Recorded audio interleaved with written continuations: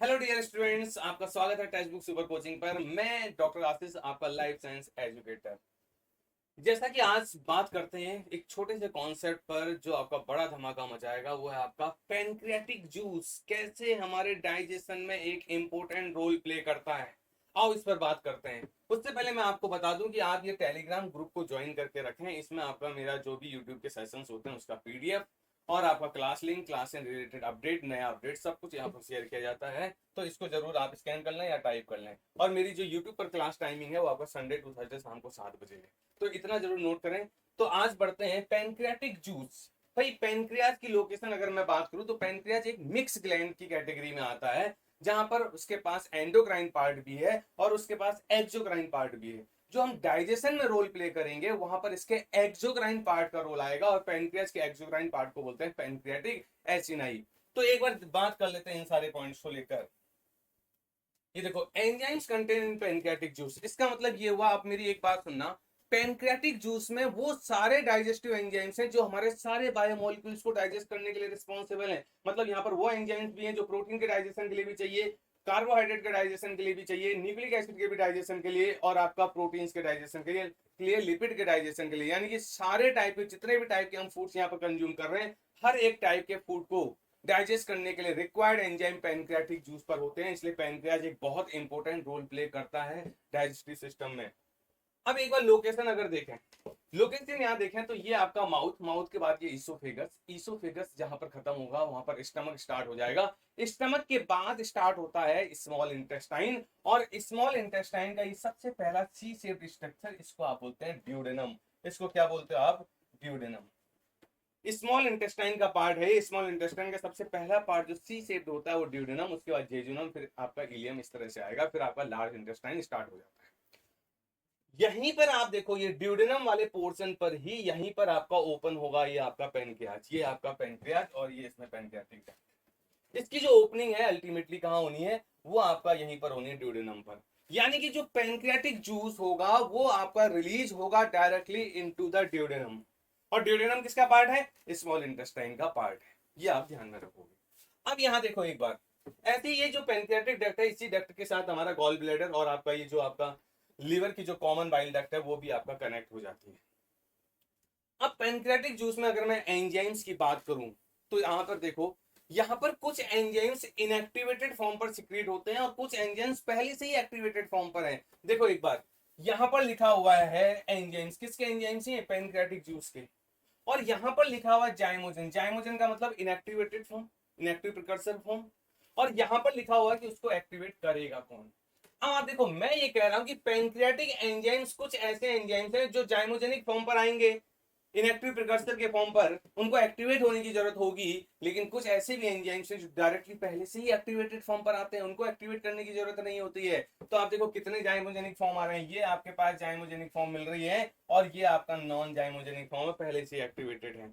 अब आप यहाँ पर सबसे इंपॉर्टेंट एंजाइम देखो, यहाँ पर आपका आता है trypsinogen, chymotrypsinogen, pro elastase, pro carboxy peptidase, pro phospholipase. ये आपका इनएक्टिवेटेड है, जिसके आगे जीईएन लगा है या जिसके पहले प्रो लगा हुआ होता है वो आपका जनरली इनएक्टिवेटेड प्रिकर्सर है। इनको एक्टिवेट करने की जरूरत होगी। लेकिन कुछ ऐसे भी एंजाइम्स हैं जैसे लाइपेज, ऑलरेडी एक्टिवेटेड फॉर्म पर आता है। ये पैनक्रियाटिक लाइपेज किसके लिए? लिपिड के डाइजेशन के लिए काम करेगा। पैनक्रियाटिक एमाइलेज, ध्यान रखना, एमाइलेज आपका सलाइवा में भी है, सलाइवरी एमाइलेज बोलते हैं उसको, ये पैनक्रियाटिक एमाइलेज कहलाएगा।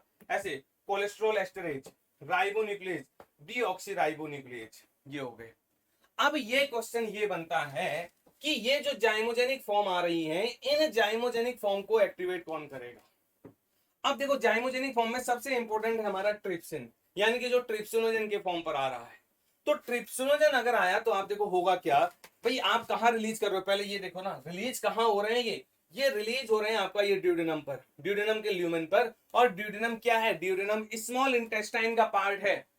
तो स्मॉल इंटेस्टाइन की जो इंटरनल लाइनिंग होगी, ये जो स्मॉल इंटेस्टाइन की जो आपकी इंटरनल लाइनिंग होगी, यहां पर आप बोलोगे एपिथेलियल सेल्स, स्मॉल इंटेस्टाइन की एपिथेलियल सेल्स, उनकी मेम्ब्रेन पर आपके एंजाइम्स हैं जिनको आप बोलते हो ब्रश बॉर्डर एंजाइम्स।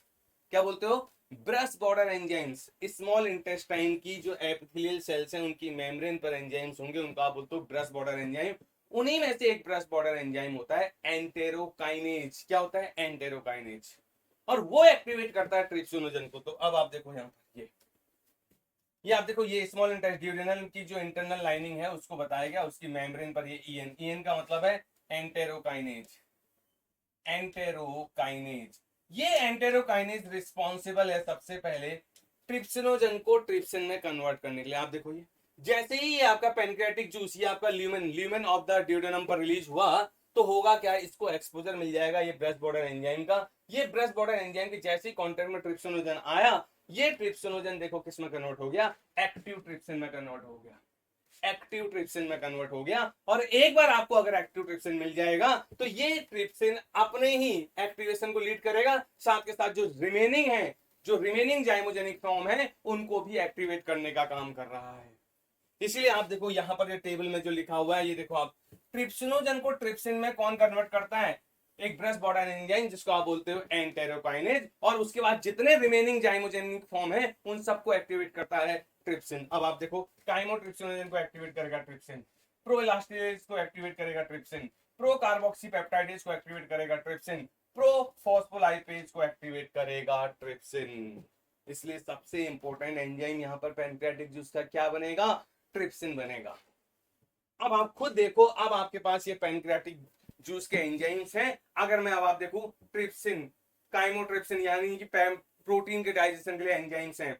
उसके बाद आप देखो, लिपिड के डाइजेशन के लिए एंजाइम्स हैं, कार्बोहाइड्रेट के लिए डाइजेशन के लिए एंजाइम्स हैं, न्यूक्लिक एसिड के डाइजेशन के लिए एंजाइम्स हैं। हर एक मॉलिक्यूल्स को डाइजेस्ट करने के लिए एंजाइम्स पैनक्रियाटिक जूस में अवेलेबल होते हैं। इसलिए पैनक्रियाज एक बहुत इंपॉर्टेंट रोल प्ले करता है हमारे ह्यूमन डाइजेस्टिव सिस्टम में। तो होपफुली ये बातें आपको समझ में आ गई होंगी। छोटे से कॉन्सेप्ट में मैंने बहुत इंपॉर्टेंट बात आपको बता दी है, तो आप इस बात को ध्यान में रखना। और मैं एक और आपको बता दूं कि आप हमारे सुपर कोचिंग की सुपर टीम के साथ कनेक्ट हो सकते हैं। एक बढ़िया आपका क्या आ चुकी है, समर सिलेक्शन सेल आ चुकी है। आपका 14732 प्राइस हो चुका है टिल दिसंबर 2024 एग्जाम, और इलाइट बैच ऑलरेडी अनाउंस है हमारा दिसंबर 2024 के लिए।